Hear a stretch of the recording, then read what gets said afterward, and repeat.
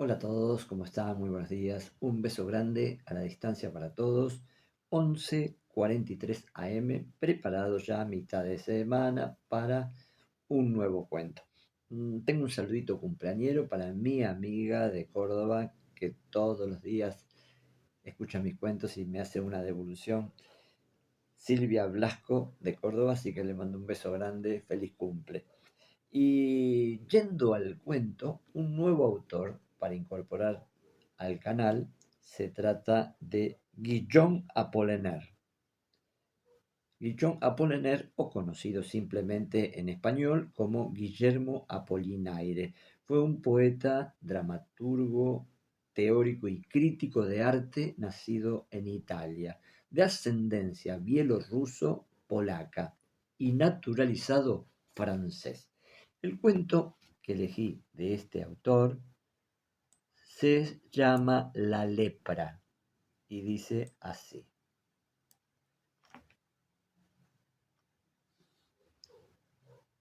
Como alguien acababa de decir que el idioma italiano ofrece muy pocas dificultades, el barón Dormesan protestó con la certeza de alguien que habla una docena de lenguas europeas o asiáticas. Que el italiano no es difícil. ¡Qué error! Puede que sus dificultades sean poco observables, pero no por ello dejan de existir. Créame, tengo experiencia al respecto. Esas dificultades fueron la causa de que casi cayese víctima de la lepra, ese terrible mal que, parecido a las dificultades de la lengua italiana, se oculta y parece haber desaparecido, mientras que en realidad continúa extendiéndose causando estragos por las 5 partes del mundo. La lepra, a causa del italiano. Cuéntenos usted eso. Debe ser horroroso. Al escuchar esas exclamaciones que probaban el éxito de su paradójica declaración, el barón Dormesan sonrió. Le alargué la caja de cigarros, eligió uno y lo encendió después de haberle sacado la etiqueta que se colocó en el anular, siguiendo una tonta costumbre que había adquirido en Alemania. Después de haber arrojado algunas bocanadas triunfales sobre sus oyentes, comenzó a hablar con un tono de vana condescendencia. Hace unos 12 años viajaba yo por Italia. En ese entonces era un lingüista muy ignorante, hablaba malísimamente el inglés y el alemán, y en cuanto al italiano lo macarronizaba, es decir, me servía de palabras francesas a las que agregaba terminaciones sonoras y usaba también palabras en latín. En una palabra, me hacía entender. Había recorrido a pie buena parte de la Toscana cuando llegué una tarde, a eso de las 6, a una deliciosa aldea donde debía pernoctar. En la única posada del lugar me dijeron que todas las habitaciones estaban tomadas por un grupo de ingleses. El posadero me aconsejó que fuese a pedir albergue al cura. Este me recibió muy bien y pareció encantado de mi idioma híbrido que de buen grado y haciéndome un gran honor comparó a la lengua del sueño de Polifilo. Le repuse que me contentaba con imitar involuntariamente a Merlín Cocaille. Rió mucho, diciéndome que precisamente su nombre era Folengo, lo que pareció una casualidad bastante extraordinaria.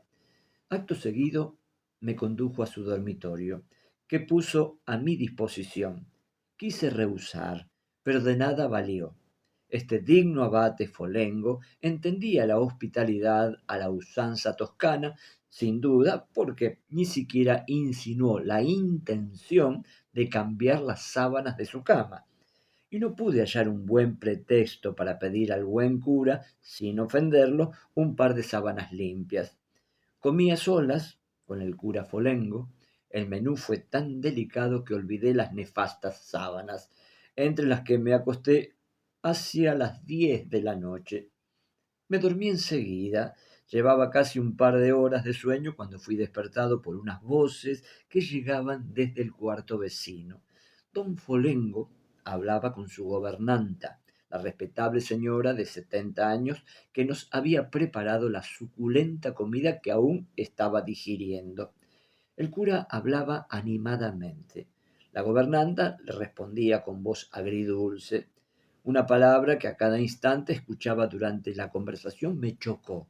La lepre. Me pregunté qué motivos habría para que a esas horas estuviesen hablando de ese terrible mal, la lepra. Entonces evoqué la figura del abate Folengo y me pareció que estaba hinchado. Sus manos eran muy gruesas. Continuando mi razonamiento, tuve que reconocer que el sacerdote toscano era imberbe a pesar de su edad avanzada. Era demasiado. El espanto se apoderó de mí. Algunas aldeas italianas, al igual que ciertos pueblitos franceses, son verdaderos semilleros de lepra. Y ahora estaba seguro. Don Folengo era leproso. Yo estaba acostado en el lecho de un leproso. Las sábanas no habían sido siquiera cambiadas. En ese momento las voces callaron. Poco después se oyeron los ronquidos del sacerdote en la pieza vecina. Escuché crujir los peldaños de una escalera de madera. La gobernanta subía a su bohardilla a acostarse. Mi terror crecía. Pensaba que los médicos aún no se han puesto de acuerdo a propósito del contagio de la lepra. Esos pensamientos no eran los más apropiados para tranquilizarme. Me decía que el abate me había ofrecido su lecho como acto de caridad y que durante la noche se percató de que de esa manera podía transmitirme su mal. De eso había estado hablando con su gobernanta y, sin duda, antes de dormirse rogaría a Dios para que su imprudencia no tuviese una consecuencia desgraciada. Me levanté bañado en sudor frío y me acerqué a la ventana. El reloj de la iglesia dio la medianoche. No pude más y fatigado me senté en el piso y me dormí apoyado contra la pared. El frescor de la mañana me despertó a eso de las 4. Estornudé unas 30 veces y temblaba al mirar el lecho fatal. Despertado por mis estornudos, el abate Folengo entró en la habitación. ¿Qué hace usted en camisa contra la ventana? Me preguntó. Me parece, mi querido huésped, que estaría usted mejor en esa cama. Miré al cura. Su tez era rosada. Era grueso, pero su salud, debo confesarlo, parecía floreciente. Señor, le dije, usted sabe que el clima de París y aun el de la Île-de-France es poco favorable para el desarrollo de la lepra. Ese clima tiene incluso la saludable propiedad de hacer degradar ese mal. Muchos leprosos asiáticos o de América, donde esa enfermedad es muy frecuente, solo piensan en redondear cierta suma de dinero que les permita vivir 2 o 3 años en París. Habiéndose atenuado la lepra durante ese tiempo, vuelven a sus países para amasar una nueva fortuna que les permita pasar otra temporada a orillas del Sena. ¿A dónde quiere usted ir a parar? Me preguntó el padre Folengo. Habla usted, si no me equivoco, de la lepra, esa terrible enfermedad que hizo tantos estragos durante la Edad Media. No son menores los que causa actualmente, le respondí, mirándolo severamente. Y en cuanto a los sacerdotes que la padecen, creo que estarían mejor en los lazaretos de Honolulu o en otras leproserías asiáticas. Allí podrían cuidar de sus compañeros de infortunio. Pero, ¿por qué me habla usted de esas cosas terribles, horribles, a hora tan temprana? Replicó el abate Folengo. No son todavía las 5. El sol apenas sí apunta en el horizonte. La aurora que colorea el cielo de púrpura no me parece hecha para inspirar tan fúnebres pensamientos. Confiéselo ya, señor abate, exclamé. Es usted leproso. Se lo escuché decir anoche. Don Folengo parecía estupefacto y aterrado.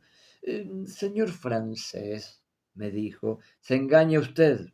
No soy leproso y me pregunto cómo pudo ocurrírsele idea tan desoladora. No, señor abate, precisé. Lo escuché a usted anoche. Hablaba de la lepra con su gobernanta en la pieza vecina. El abate Folengo estalló en una carcajada. Ustedes los franceses, dijo riendo hasta las lágrimas, no pueden venir a Italia sin que les ocurra una historia por el estilo. Testigo vuestro Paul Louis Courier, que cuenta algo muy parecido en una de sus cartas. Lepre significa liebre en italiano. Está abierta la temporada de caza y uno de mis fieles me ha traído estos últimos días una liebre soberbia. De eso hablaba anoche con mi gobernanta, pues me parece que ya está a punto. Nos será servida hoy mismo, al mediodía. Se regalará usted con ella y se felicitará de haber aumentado sus conocimientos lingüísticos al precio de una mala noche. Me sentí confundido, pero la liebre me pareció deliciosa. Es que las peores cosas, hasta la misma lepre, pueden resultar excelentes siempre y cuando se sepa acomodarlas y acomodarse uno a ellas. He aquí el cuento, la confusión de este señor. Estuvo muy bueno. Me encantó cómo lleva la narración, el texto, este autor, ¿no? Guillaume Apollinaire, la lepra. Bueno, les mando un beso grande y nos encontramos mañana, jueves, con un nuevo cuento. Y seguimos descubriendo autores maravillosos. Un beso grande.